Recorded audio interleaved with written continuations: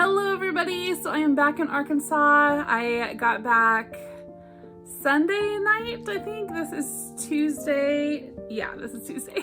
I'm losing track of days. But I got back Sunday night and it was like a 37-hour drive.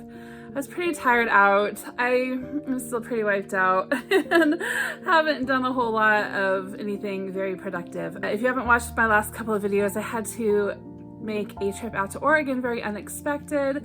We have a family member in the hospital, still in the hospital, hopefully being released soon. And while I was out there, then we lost a very beloved aunt, and very unexpectedly as well. And then I came home, and it's just been a really wild, June was just kind of wild altogether. You know, I started off the month with my kids going to camp for a week, and then I saw them for just a few days, and then I went to England for a week, and then I saw everybody for just a few days, and then I went out to Oregon for a week and a half, and now I'm back and it's already July. But it's all good, and it was good to see some family and whatever. Anyway, back home now, yay. So this morning I took my kids out for just like a fun morning out. We went to our a biggest bookstore in the area, and it's our favorite bookstore, and everybody picked out some stuff, and I got some really neat stuff I will show you guys when I do a book haul video next. But then we went and got Italian sodas and coffees, and anyway, it's been a really fun day. Now they're off at worship team, band practice, and I am unexpectedly alone for a little bit until the other half of my family shows up from work. So thought I would come on and talk to you guys about what I have been reading.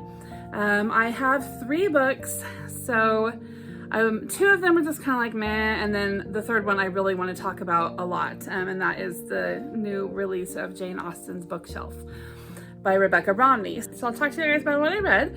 If you have not watched the video where I talk about my subscriber giveaways, be sure and get all the details on the subscriber giveaway, because each video I am giving a keyword, and then you'll go down into the description box and follow the link to put that keyword in to enter the giveaway. Watch the subscriber giveaway video that I put up. I'll link it up here for you guys to get all the details, to see what I'm giving away. It's going to be really fun. I'm really excited about it. And so if you have not yet subscribed, please do so that you can get in on those giveaways. If you have not yet noticed the shakiness of this video, let me just point it out right now. I'm balancing my tripod on my bed. Listen, that's just the way it is right now. My house is trashed, so we are on my bed and I'm just doing the best I can. At the end of this video, I will add on my video from my first day visiting Alton in the UK. So if this is your first visit to my channel, I took a trip to England earlier in June, and I did some vlogging along the way. I'm getting ready to announce a Jane Austen themed tour that will be going on in spring of 2026. I will be hosting. You guys can sign up for and come along on that tour. And so I am putting up some video to kind of show you guys the places that we're gonna go, but not give you too many details, right? Because I want you to go on the tour. But you guys can kind of just see what it looks like in the town of Alton, which is right next door to the town of Chawton, where Jane Austen did a lot of her writing. That's where her cottage was, whatever. You guys can look up all that history if you're not familiar, but the town of Alton is where the train comes, and then you kind of just walk into Chawton, or you can take public transportation or whatever. But anyway, I will put up the first day of Alton at the end of this video. You guys can get a feel for what it looks like. And then the next day will be my trip out to Chawton. You'll see a little bit from the Jane Austen house and just kind of what that little village looks like. Okay, so if you're interested, stick around to the end of the video and watch that. But don't forget to enter the giveaway. There's a lot of stuff to do. Let's talk about what I read the last week or so. The first thing that I finished, since finishing that horrible book by John Ruskin, I did the Wind in the Willows audiobook by Kenneth Grahame. I listened to that as I was traveling to Oregon, and Wind in the Willows is one of those books that I've just kind of always thought I should probably read because, it's a classic and blah, blah, blah. But I was just never interested in it because I really don't like animal stories. I really, really don't. Very rarely do I enjoy an animal story, narrated by animals, or they're the main characters or whatever. And so I was just kind of hesitant about Wind of the Willows. And yeah, I didn't love it. I mean, I didn't hate it, but I'm probably good. Maybe not, read it again. For a few decades anyway. I think part of the things that annoyed me was the voice that the narrator used for Toad was so irritating. I think that, Toad is supposed to be kind of arrogant and, self-centered. He's supposed to be like a lovable troublemaker, but the voice that was used there did not endear him to me in one single way. And so it just kind of detracted from everything else. But the story, if you've not read it, it's really just kind of episodes in the lives of these animals. And it kind of switches between 2, maybe 3 different sets of animals doing different adventures or just their lives, I guess. And it's just kind of episodic, maybe like a soap opera about these animals. I don't know. It just kind of switches back and forth with what they're doing, and follows a vague sort of plot. It's more just, sketches about the lives of these animals. So if you're into animal stories, definitely read it. I can see why it is a classic and that people love it and they think it's super cute, and, that whole woodland world and that whole thing. I get it. It just wasn't for me as, just in general, not my thing. But I read it. I'm happy. I can cross it off my classics list. And that was my whole motivation for reading it in the first place. All right, and then the next book was this book called Church Curiosities by David Castleton. This is something that I picked up at Winchester Cathedral when I was there. And I love getting these little books. They're really thin, just, information books. And they always have so many photographs, right? Lots of photographs and little, footnotes and just stuff. And they're just kind of basic, about the place that you traveled or just places similar to where you traveled. So for instance, I got this at Winchester Cathedral. It's about church curiosities in general. So it features lots of different churches, but it also features Winchester Cathedral, right? So it's kind of like, if you liked this cathedral, check out these other ones, right? So it's a fun book. It just tells about different oddities in cathedrals and in just practicing religion in general, I guess, in the UK. So some of the chapters are like standing stones, runes and pagan altars, legendary skulls, strange remains and weird repositories, giants' graves, odd epitaphs and resurrection men, mysterious crypts, secret tunnels, macabre effigies, holy wells, sacred eels and saint skulls, odd artifacts and strange ceremonies. So it's just kind of in general, weird stuff regarding religion and religious, buildings in England. And so just kind of fun and weird and just something to learn some history and, stuff that we don't have here in America because we just kind of don't really have anything that old. All right, but the book that I really want to talk about in depth is this. This is Jane Austen's Bookshelf by Rebecca Romney. If you were doing Jane Austen July, you are probably reading this for your nonfiction pick. Everybody is reading this. It just came out. Let's see, what does Goodreads says? That it came out in February. So apparently I'm one of 40 billion people who have done the same thing, because I really think that every single Jane Austen July announcement video that I have watched on BookTube, the person is reading this for their nonfiction pick. Okay, so I have to say, after reading it, after finishing it this morning, I am so glad that people are reading this book. I think that if you are a Jane Austen fan, you really owe it to her to read this. If you are just a general literature fan, you really owe it to yourself to read this.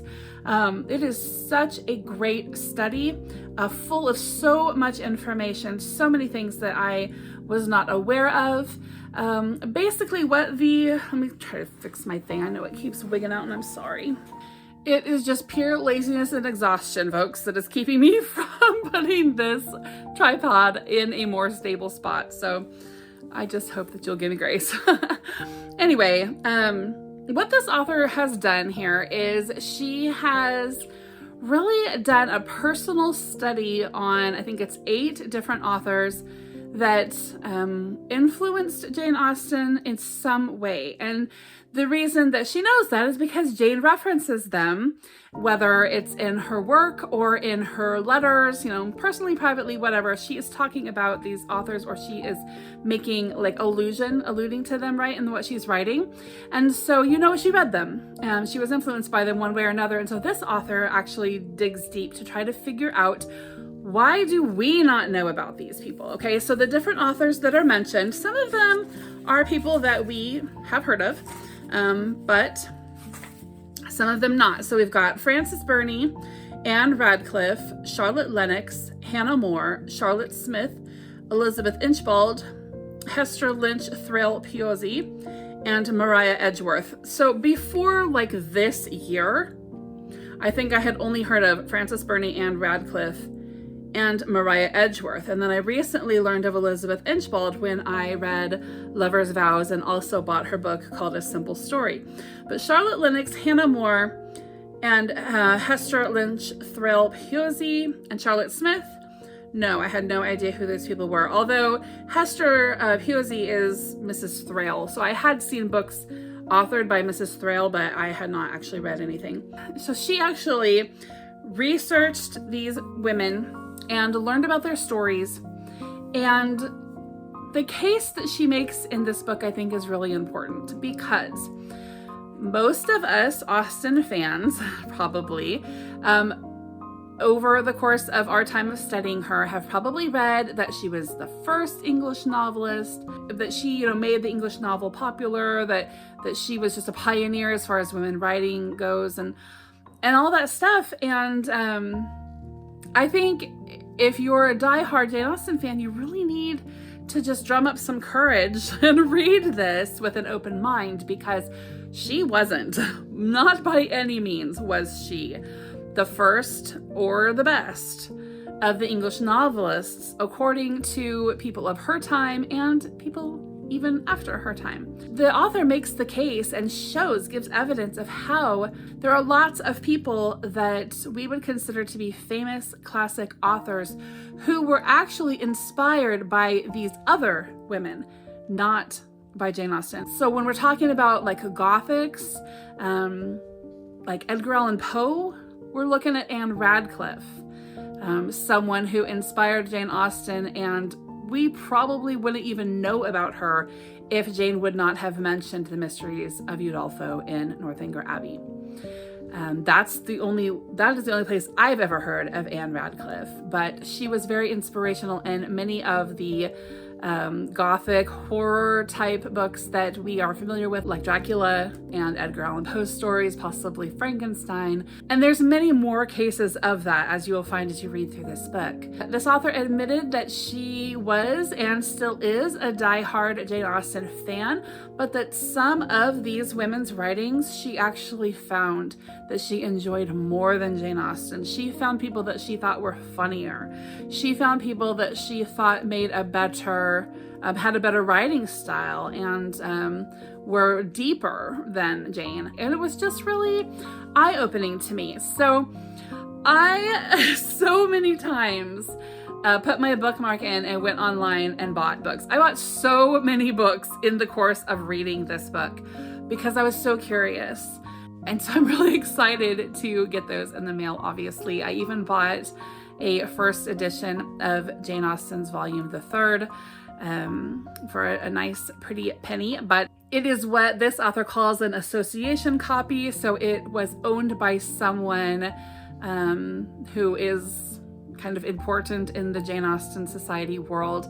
I am actually going to make a book haul video that shows specifically the things that I bought inspired by this book, because there's a lot. But I think that they're important, and I'm excited to read some of these other authors and learn about them. Many Austen fans will hear about these women and think, oh, well, they're just obscure now because Jane is just the best and she just outshone them all. But this author really turns that idea on its head and shows how the reason that these women are in obscurity now is not because they were inferior writers, but because of various reasons, most of them involving scandals in their own lifetime or shortly after, that the next generation of Victorians, sort of cancel culture going on, really, where the Victorians, had a very strict and hypocritical moral code that caused them to cancel these women and to keep them out of, the public's eye, and the ability for their works to be reprinted and such. She just really makes the case and shows you how these women were canceled, but how they were bestsellers. They were super popular. Everybody was reading them during their time, during their lifetime, and they saw their own popularity. And that is something we cannot say for Jane, right? She did not actually see a huge surge in her own popularity. She didn't have like this massive, fandom during her living years. And I think that one of the reasons why Jane endured and these other women did not is not necessarily because she was a superior writer. It's more that she just didn't have any scandal, right? But why don't we have any Jane Austen diaries? Why are there so many letters missing? Maybe Jane did have some scandal and her family was just super great at covering it up. It's hard to say. But I think that the fact that she was palatable to the Victorians after a little bit, right? That's what kind of kept her legacy and her books and print and her memory alive and those sorts of things, as her family kind of helped move that along. And we find even that the males in her life, like her brother Henry and her nephew, the way that they wrote her, we are now finding out isn't necessarily the character that she had. Maybe they did that because they didn't want the same thing to happen to Jane as happened to these other women, that, that they didn't want her reputation destroyed like these other women had been destroyed, and then their legacy, their literature legacy, gone into, obscurity. I finished this book about 7 o'clock this morning. I got up early and read the last 30 or so pages that I couldn't keep my eyes open to read last night. And by 10 a.m. I was at our bookstore that I told you about. And I had this list of authors on my phone, and I looked in our classics section. Nothing. There was nothing. I went to the antique book section. Nothing. And so I just kind of started to think about, wouldn't it be cool to build a library of women authors? I am by no means what you would call a feminist, but I'm definitely pro-woman. And as I was looking through the different classics, I realized probably 80% of the classics in my bookstore are by men. And I've got nothing against men, of course, but that's sad that the women weren't giving the same opportunities. I guarantee you they were writing just as much as more, if you're talking about just writing down words on paper. And how unfortunate that they didn't. It's just lately, right? It's just the last 100 years or so that they really were able to just write, be published, and be taken seriously. 100 years or less. That made me sad. So yeah, I've been to the Chawton Manor library that is dedicated to women authors. I have been to Persephone Books in Bath, which is a bookstore and publisher devoted to publishing women's literature. And they're both very inspiring, and I think that I'm going to take up the cause myself and see what kind of a collection of women authors I can build in my own home library. Not that I will, focus more on women than men, but I think that it would be really fun, especially to find older or significant editions of women's work and make a library of that. So anyway, just a little thing I'm thinking. I definitely think that this is a book I will come back to and reference many times. There was a really great chapter all about Northanger Abbey, or just a section, I guess, a discussion in the chapter about Northanger Abbey and kind of her purpose for writing it, things that I had not thought of before. I'm getting ready to read that here in the next day or two, and so I know I will reference back to this.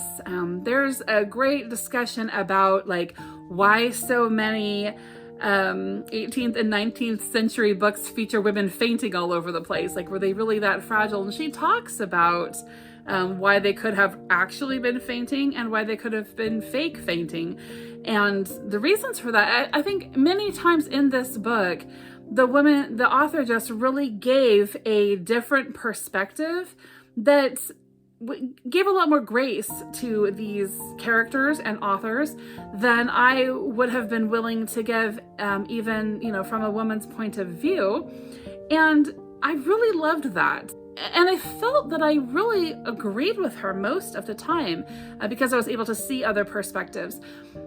As far as her as an actual personality, I had a few, moments, which I will get into in a second. But as far as the points she was making, yeah, I thought she was pretty generally spot on. I took a ton of notes in this book. I really marked it up. Like, this is an example of how my pages look in this book. I don't normally actually write that many notes in a book.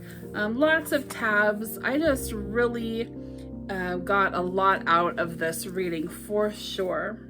And then there was just a lot of ode to reading experiences too. I really like how the author wove in her own personal experiences. And after writing my own review on Goodreads and then going back and reading some other people's reviews, I found that a lot of people did not like that she talked about her own experiences. But I thought that really added to this. It made me trust her as a fellow Janeite, right? It made me trust that she wasn't picking on Jane Austen.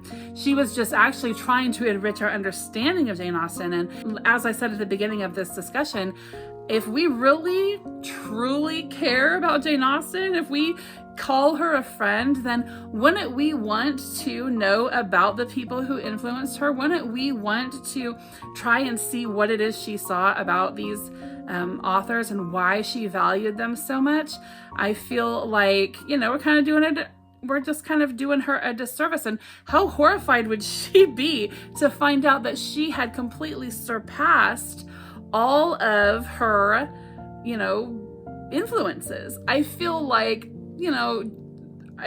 in Jane there would be a little bit of yeah, I did that. There'd be a little bit of that, but she wouldn't want to completely surpass him. She wouldn't have a problem probably with being called the best one of all, but I feel like she'd want to be on the same bookshelf, right? I think she'd want everybody to be able to be there together. And so how sad it would be for her, I think, to find out that 250 years later, yeah, they're gone and she's here, and that's sad, right?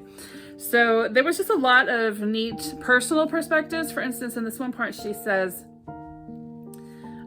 she was reading a book by Hannah More, and she was thinking about her personal life, and she said, I found myself sitting for 10 minutes at a time with a Hannah More biography in my lap, staring at nothing. This too is part of reading. What we feel when we read does not remain on the page. We take it with us. We absorb it. It doesn't have to change us exactly, though it can, but it does affect us. It becomes part of the accumulation of all the little moments that make up our lives.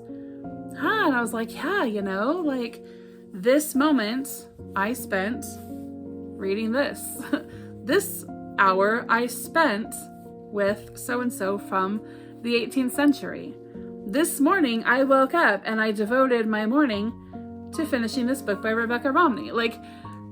It was what I did with my life that day. I know that's obvious, but it's every moment of my life I'm making a history of my own legacy, and including things that are really important to me, like this book in particular, and the authors that are described in it.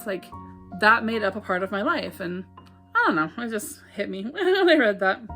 She also addresses the canon a lot, and I love that. That we probably put more emphasis and weight on the canon than we should in some cases.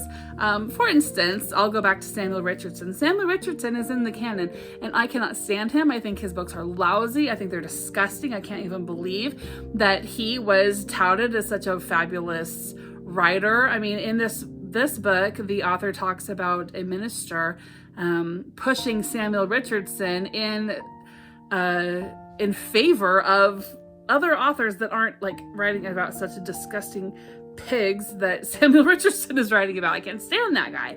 And so like, I will never read him. I just won't. I don't care if he's in the canon or not. Barf. And if you ever ask me, I will convince you in many, many words of why you should never read Samuel Richardson. He's horrible. But this author really talks about the canon and how really what a classic is. Like, here's the quote she says, "Your classic author is the one you cannot remain indifferent to, who helps you to define yourself in relation to him, even in dispute with him. By that definition, these authors were my classics now." And that's the truth. The classic, it's relative, right? How did this book affect me? That really should be the definition of classics. We're building our own canon, right? And our canon is going to look different than someone else's. The canon really is just, we know that there's more books in the world than there is hours to read them. And so we put together what are the best reads, and those are the ones we're going to focus on, right? But really, wouldn't it be more worthwhile to every now and then revisit something that you really, really love, as opposed to never revisiting the books you love in favor for just getting one more book in, even if it's something as lousy as Pamela by Samuel Richardson? Just a thought. I don't know if it would be, right? Would I exchange rereading Pride and Prejudice over and over again? Would I exchange that experience for the opportunity to read 5 or 10 more books that were new to me that I'd never read before? If I had a month left of my life, would I reread my favorites, or would I try to get 5 or 10 more books in that I'd never read before? It's a hard question. I don't know. So a few issues that I have with her. The author just overall thinks very highly of herself, and that shows, and it's annoying to me. She can be pretty pretentious. You know, she explains obvious terms. She explains obvious allusions. She doesn't really give her reader enough credit for being a smart person. She over-explains and just sort of makes the reader out to you know, and just assumes that the reader really doesn't know anything about some of the things that this author specializes in, like rare books or book collecting, authorship, the publishing world. And so her assumptions are kind of irritating. I think if the book was focused on, you know, the process of rare book collection and the process of acquiring those and researching those and the process of publishing and the process of some of these things, then it probably wouldn't come across the way it's coming across, but that's not what the book is about. So I feel like she needed to go in giving her readers a little more credit for being intelligent. She gives copious comments about her own education and her own experience. Just her own general intelligence, right? And I don't know, I find that, I think that she was doing some of it for humor, but I guess I find that I appreciate self-deprecating humor more than I appreciate an arrogant humor, and she's just really getting on my nerves a lot. There was a lot of times when she personally irritated me, but the information she was giving, no, perfect, great information. So I would say overall, this is easily the best book I've read so far this year. It's definitely going to be up there in my top 5 or 10, but as of now, as of more than halfway through the year, it's number 1 by far. I learned so much from this book, and I got so much out of it, and I forked out so much money over it, and it was just a very worthwhile read. I know I will keep it in my collection for researching, referencing, reminding. I am very likely going to read it again. It was just a really fantastic book. So Rebecca Romney wasn't the first person to write a book like this, but she was one of the few in our generation to write something like this. I actually have a book on its way that was written in the 1980s, and I think it's called Mothers of the Novel, something like that. And it talks about 100 women authors who wrote, I believe, around the time of Jane Austen or before her, and showing that, and it was directly, I think, like the subtitle directly talks about how there's others besides Jane Austen. And then it looks like this same author or, you know, group of people that put this book out were actually attempting to put out 100 reprints from these authors, and then they only ended up putting out like 20 before the project ended, according to what Rebecca Romney says here in this book. I ended up finding one of those reprints on a paperback swap, and I have that on the way. I cannot remember what it's called. It's called Munster Village. Yeah, it's called Munster Village, but I don't remember who it's by. So anyway, I'll be able to read that, and I'm going to be looking for those too. But anyway, all that to come in a future book haul video inspired by Austen. But yeah, super long review, but super worth it. Definitely worth it to read that. I am really interested in hearing what everybody else has to say about this book. The key word is author, and I really hope that a lot of you leave a book review either on Goodreads or make a video about this book. I know so many people are reading it, so I'm really looking forward to hearing what everybody has to say about it. I think it'll make a good discussion. I think this is a really important book. I know I've rambled on about it. I will shut up now. Make sure and check out that video from Alton here that I'm putting at the end of this one. Make sure and go put the keyword into the Rafflecopter. And I hope you're having a beautiful day, and I will see you soon. Bye-bye.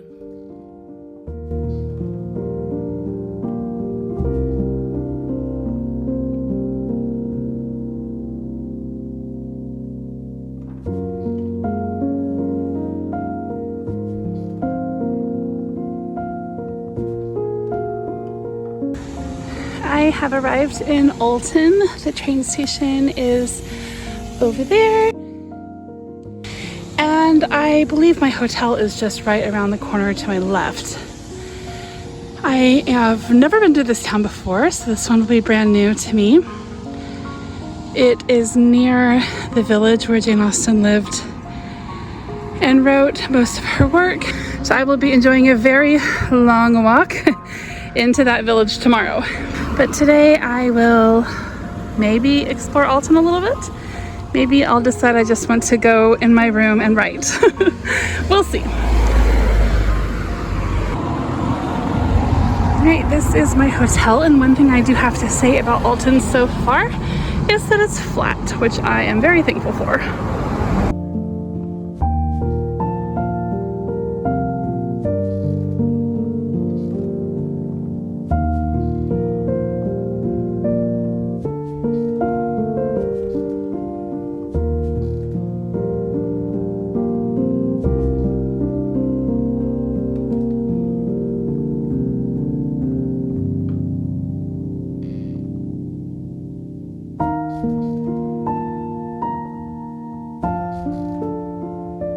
I am so tempted to go into this bookshop, but my bags are so heavy from the books that I've already bought. I don't know, maybe. I might just have a look around, maybe. This is such a bad idea. Okay, I've been rescued for today because it's actually closed on Mondays. But there's a lot of really good books in that window. So we'll see if I might stop in tomorrow.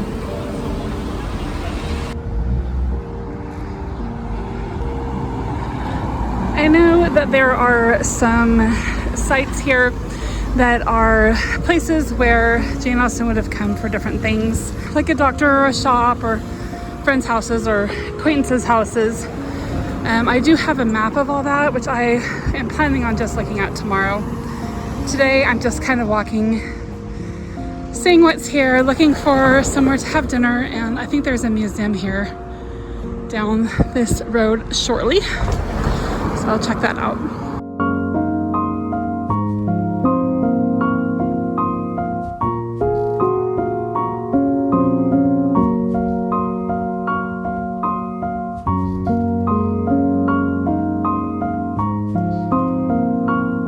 So it looks like I've missed the museum. I am also wondering if things are just not open here on Mondays, because I've noticed a couple of things closed, and perhaps this place is just closed on Mondays. So I don't think I'm gonna go too much further down. I think I'm gonna go back up and get something to eat and maybe just hang out a little bit closer to my hotel today, since I do have a really long walk tomorrow. And it's been kind of a long walking day already today.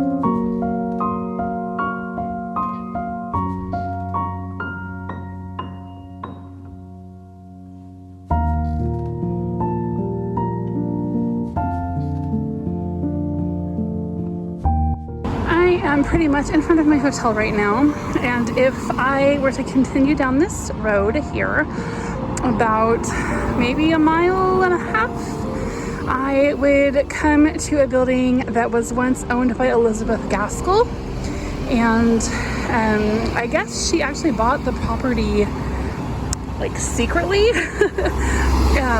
to surprise her husband. And I think maybe I can't remember exactly the story, but I think that maybe she came out to sort of like prepare things and ended up passing away here. So the village, that direction is called Hollybourne or Holybourne, and she passed away there. But now the house that she lived in is like a care facility, I think, or a nursing home sort of a facility. And so anyway, I don't think I'm gonna walk out there today, but if I wanted to, that's the way I'd go.